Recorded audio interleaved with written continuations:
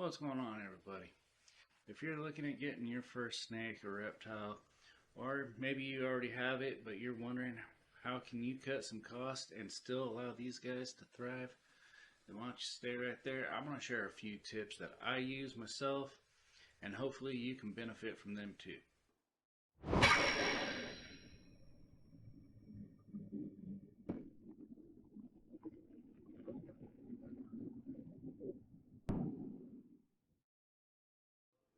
If you're already thinking about getting a reptile or you have one, you probably sat there and gone, damn, this is kind of costly. I'm buying water dishes, I'm buying hides and everything, and it's just all adding up. That upfront cost is a killer one. But there is a few ways that you can use different tips and tricks to help keep that money in your pocket, and hopefully this will help do it for you. So let's go ahead and get started with the biggest one, the enclosure. Now, my tips for this is try and get secondhand if you can. You know, Facebook Market or even Craigslist. That's always good. If you feel more comfortable having a brand new one, look for the sales and also think about price matching. So some of the places that have a good sale is Chewy. Chewy has good sales on their enclosures. You can get the new age ones, which work pretty well. I have my own preference about that, but that's a whole nother video. But they do have a good sale. The other thing that you can do is you can end up price matching, like I said earlier, is if you watch places like PetSmart or Petco. I don't recommend their pets, but their enclosures are pretty much the exact same thing as the new age. If it's not already, I think you got Thrive and New Age that make a similar product. But they also have the glass terrariums, which is super common. Even I started out with a glass terrarium. So they have flash sales and they have online sales that you can actually take that from their page, go into store and price match it. Because the sale online is not always the exact same as you're going to get in the store. Sometimes it is, sometimes it's not, but it's worth price matching. So you've got those. If you absolutely have to, like I said, price match, Chewy, those are great places you can get them on sale. There's a couple other ones. I've got this enclosure. It's a full 4x2x2 PVC enclosure from First Strike Reptiles. Let's just say it's okay. It's an okay product. It holds humidity. Johnny 5 seems to enjoy it. Anyways, going on is let's talk about husbandry. As you can see here, I've got these perches. They're all nice and great. Those actually came from the bird section at the pet shop.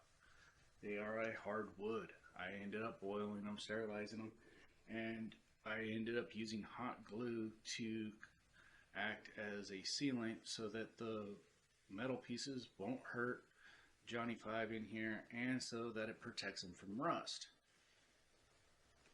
But they work great. And the hot glue, if I need to pull them out, is easy enough that I can pull it out. That actually saved me quite a bit of money, rather than buying the, wood that you'd get at the reptile section in your pet store.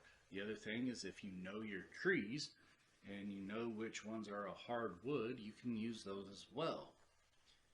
Just make sure you sanitize it. If it comes from nature in your yard, it's free.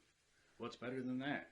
I have a couple down here that I use. I don't have enough to actually put into here. That's why I have these. Plus, it's a great way for him to be able to climb. And yes, ball pythons climb. Other things you can use. If you look at some of these hides, I'll pull this one up. This came from the dollar store. A pack of 3. They're great.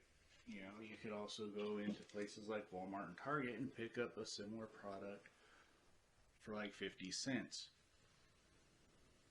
I got a platform right here that I ended up picking up from Target, from the little dollar section right there by the front. It's a nice little basking area. He's able to climb up. It gives him a little bit more room and floor space than just right here. And it doesn't have to be expensive if you're okay with it being a DIY, I guess you could say. So it works. A lot of these plants, like you see here, I use fake plants. None of my enclosures are bioactive.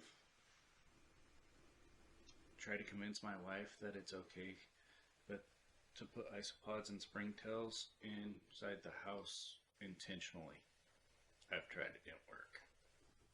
As soon as she heard isopod and springtails, she said no. Moving on. So I use fake plants. Now, all of us could agree Michael's crafts shop can be rather expensive, but if you have an account, thanks to my wife, you could end up getting coupons for products, and those coupons you can use on top of sales. So what I do is I'll go and I'll buy a bunch of the plastic plants and get them from the clearance section, and then stack on coupons on top of that, and I can get them at a much cheaper price than if I went and just bought the plants at the reptile section from one of these box companies. So there's that. Those are some things that you're able to go ahead and save your money on, because it doesn't have to be branded Reptile. Being branded Reptile ends up that it's going to be a lot more expensive. And when I got into this hobby just over a year ago, I didn't realize just how expensive Reptile was. I was keeping fish for 30 years and thought that was expensive, and started figuring out like ways that I can cut costs on doing things either a different way, which ended up working just as well, or finding a similar product. Now, it's the same thing with this. It's just a different type of animal that I had to learn. One of the things, if you absolutely insist on buying your wood for your snakes to climb on from a big box store like Chewy or PetSmart or Petco, then take a look at your take a look at the fish section. It will be slightly cheaper. So just by the fact that it's branded Reptile, it's going to be costly. The fact that it's coming from a pet store, they need to make a profit too, so it's going to cost more. Another instance is, let's talk substrate. This wonderful stuff. I use cocoa fiber in all of my enclosures. It's just a way for it to be cheaper for me. But if you're using aspen, don't use the Reptile branded aspen. Actually go to the next aisle over and go to your small pet section, the section where you have your guinea pigs and your rats and your mice, and get the aspen there. Chances are you're going to be able to get a bigger bag of aspen, which will last you a lot longer than if you go to the Reptile section and buy this puny little bag of just shredded aspen. They're both aspen, they're both going to work, it's going to be fine. It's just you're going to get a lot more if you go to the little pet section versus Reptile. So that's ways. Your water dishes and all of that, they can come from other stores. In fact, I got the water dish right here, Johnny Five's metal water dish. I actually ended up picking that up at a Five Below just by random chance. And it works great. He's able to get in and soak if he wants, which he never does, but if he wanted. But then also, I don't really have to worry about a whole lot with it, because he's not going to be able to tip it over. It's big, it's wide, it didn't cost me anything. If I got a bowl that size from one of these other places, I'm going to be spending a lot more. So, like I said, there is that.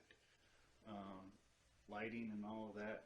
Like I said, go ahead, try and make sure you get stuff that is on sale. Auto ship anything. My substrate gets auto shipped to me, every 2 weeks. I clean these enclosures every 2 weeks.